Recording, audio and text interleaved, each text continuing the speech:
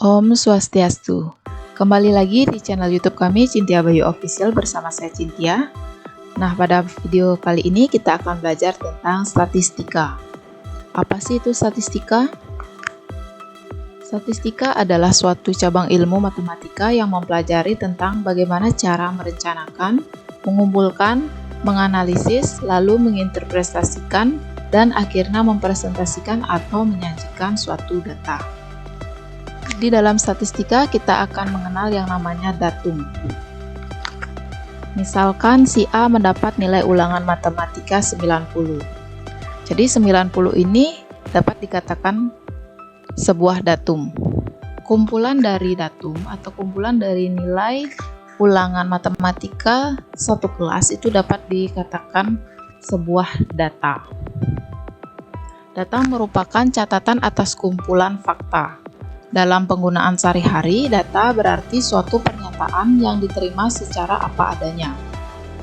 Pernyataan ini adalah hasil pengukuran atau pengamatan atas sesuatu yang bentuknya dapat berupa angka, simbol, kata-kata, atau citra. Nah, pada data yang disajikan, berapakah nilai yang paling tinggi? Berapakah nilai yang paling rendah? Berapakah nilai yang paling banyak didapat oleh siswa? Nah, butuh berapa waktu kalian untuk menjawab pertanyaan-pertanyaan tersebut? Jadi, data yang ditampilkan ini merupakan data yang masih bersifat mentah. Seseorang yang membaca atau juga melihat data mentah belum bisa mendapatkan suatu informasi yang utuh. Jadi kita masih perlu melakukan pengolahan terhadap data yang sudah kita dapatkan sampai data tersebut dapat kita sajikan dan bisa menghasilkan informasi yang dapat kita pahami dengan mudah. Penyajian data dibedakan menjadi dua jenis, yaitu data tunggal dan data berkelompok. Data tunggal adalah data yang disajikan secara sederhana dan data tersebut belum tersusun atau dikelompokkan ke dalam kelas-kelas interval. Sedangkan data berkelompok adalah data yang biasanya disajikan dalam bentuk tabel frekuensi dan data tersebut sudah disusun atau dikelompokkan dalam kelas-kelas interval. Nah, ini salah satu contoh penyajian data tunggal. Dari data nilai ulangan matematika yang masih mentah, kemudian kita sajikan ke dalam bentuk tabel. Ini namanya tabel baris kolom. Nah, jika sudah disajikan dalam bentuk tabel akan mempermudah kita dalam melihat atau mengamati berapa banyak siswa yang mendapat nilai 60, 70, 80, dan seterusnya. Nah, ini contoh penyajian data berkelompok. Dari data mentah nilai ulangan matematika, kita sajikan ke dalam bentuk tabel distribusi frekuensi. Di sini sudah terlihat kelas-kelas interval. Kelas interval yang pertama ada 53 sampai 60, kelas interval yang kedua nilai 61 sampai 68 dan seterusnya. Pemilihan bentuk penyajian data dapat disesuaikan dengan jenis datanya. Adapun macam-macam bentuk penyajian data, diantaranya diagram batang, diagram garis, box plot, diagram pencar, dot plot, histogram, poligon frekuensi, dan masih banyak penyajian data lainnya. Penyajian data dengan diagram batang, contohnya dapat dilihat seperti ini. Kemudian penyajian data dalam bentuk diagram garis, Kemudian yang ketiga, penyajian data dalam bentuk box plot.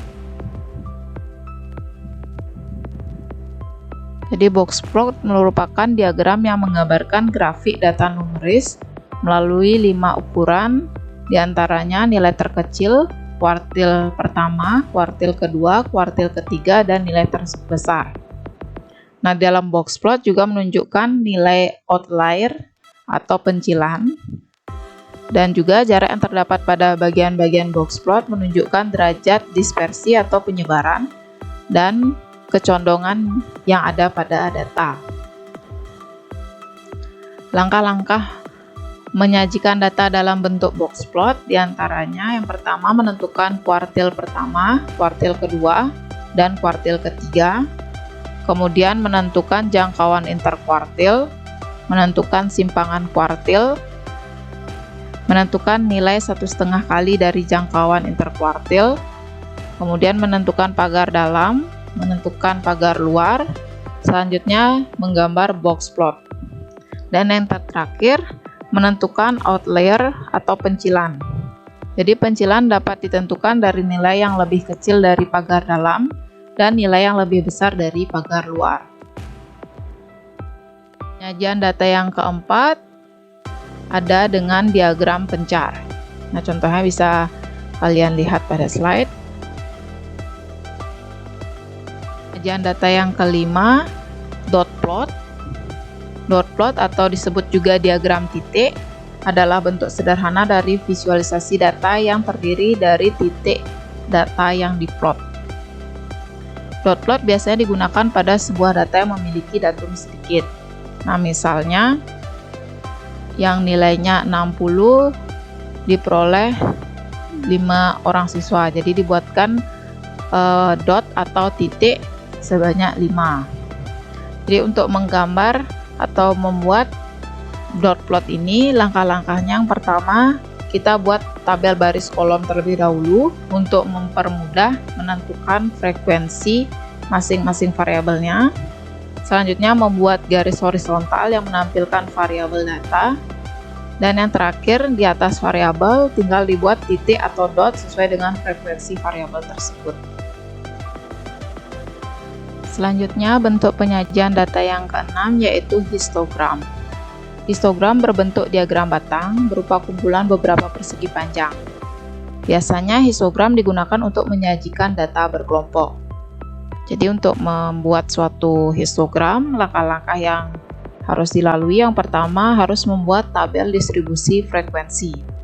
Kemudian menentukan batas bawah dan batas atas setiap kelas. Kemudian membuat koordinat kartesius, dan selanjutnya memasangkan data sesuai dengan frekuensi setiap kelas dan menggambar batang-batang seperti yang tampil pada slide. Yang ketujuh, poligon frekuensi. Jadi poligon frekuensi ini hampir mirip dengan histogram, bedanya hanya ditambahkan garis-garis yang menghubungkan titik tengah kelas-kelas intervalnya. Nah, selain ketujuh bentuk penyajian data ini, ada lagi bentuk penyajian data lainnya yang kalian ketahui? Kalau ada, komen di kolom komentar ya. Demikian penjelasan kita hari ini. Sampai jumpa di video selanjutnya. Om Santi Santi Santi Om.